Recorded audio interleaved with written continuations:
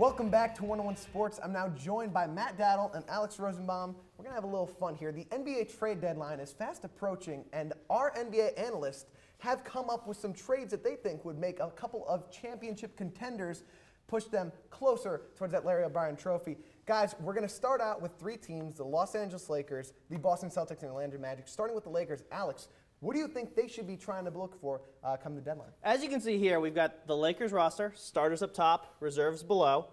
And obviously, they've already tried to trade Pau Gasol once. Let's get him out of there. They're having some issues. He's not really a true power forward. I'm trading him to Atlanta for Josh Smith. Interesting. Who is a younger, more versatile guy, can play the three. Keep going. I'm just going to let you finish. He's just as good. Yep. Plays better defense than Pau. Is more of a true power forward. And then also, you're going to get back an extra guard, Kirk Heinrich, so you have a little more depth at point guard. So I like that because not only do you not really downgrade, but both teams get something positive out of it. But see, my problem with this is why in any situation would Atlanta want to lose Josh Smith for Pau Gasol? Gasol is getting older. He's getting a little slower. So, I'm going to take Josh Smith kindly off the board because he doesn't need to go. And Kirk Heinrich, I like him, but it's just not going to happen. So he is off the board. Now, see, what I'm thinking is they need to get some more point scorers. Kobe cannot carry this team. And who better to start out with than good old Jeremy Lin instead of Mr. Old Fisher. Jeremy Lin's going to score for you, be a playmaker, and he's a little bit more entertaining. Second of all, you got good old J.R. Smith, a point-scoring fiend in place of Mr. Matt Barnes. Come off the bench, score a few buckets.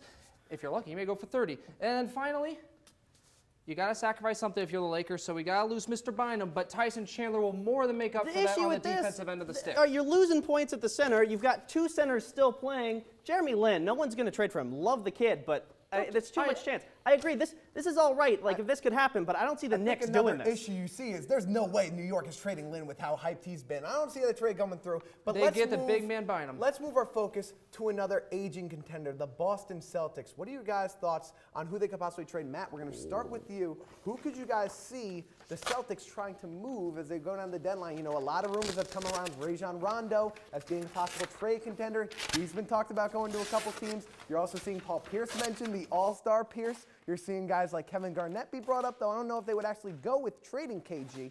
But, Dowdle, if you were to take a look at the C's roster, who could they possibly get in a deal? See, if I'm thinking Celtics, the time is run out for them to be a contender team. And frankly, the only core piece they have is Rondo. Now, that's where I start with. You got to get rid of some of the older guys, starting with Paul Pierce. Unfortunately, that's their biggest trade name, and I like Pierce. I think he's a great player, but you got to start off a great season with trading Paul Pierce, and I know he's not much of an improvement, but Rashard Lewis will be the first pick. Oh, wow. Hey, that's the sacrifice. That's a sacrifice, but from there, it gets better. That's a major downgrade. It gets better, all right? You trade away Brandon Bass. And you pick up Andre Blatch right there. Improvement right there, and KG will learn from him. Then you got to trade away Ray Allen.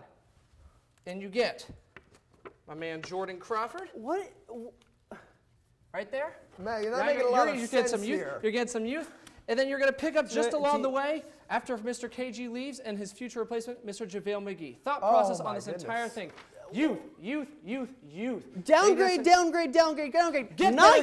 Not young.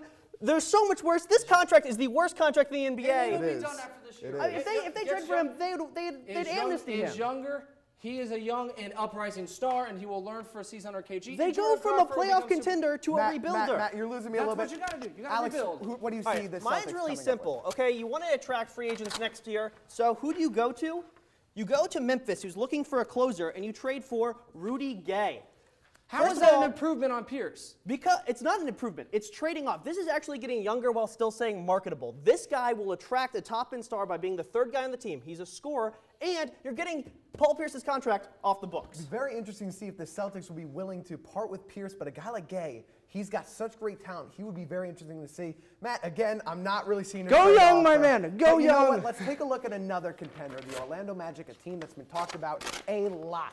Dwight Howard being the #1 topic of conversation in Orlando. Every team wants a guy who's arguably the best center in the entire NBA. But who could you guys see the Magic trying to work at a trade to keep Dwight in Orlando. Alex, start with you. I'm not sure if there's anyone who can really keep Dwight other than a guy like Darren Williams, which I don't think the Nets are going to part They with, would and I don't not. see They that would happening. not. So So- I see Otis Smith going for it all and going for the championship this year. And so what he is going to do is trade Jameer Nelson and Ryan Anderson off for Steve Nash. You bring All-star point guard. in someone like Quentin to play the 3, Heater to the 4. He's done it in the past. This way, you've got an elite point guard, an elite center, and you have a chance for this year. Dwight's probably leaving though. All right, see, here's my big problem with this. You're losing Jameer, who I think is a great scorer, and Ryan Anderson, who's been consistent, has been the only other consistent big man aside from Dwight Howard. So I think you got to keep Ryan Anderson, lose Mr. Nash. And see, I don't think the Magic really, they don't have much to offer, so you have to make small changes. So this is what I'm thinking.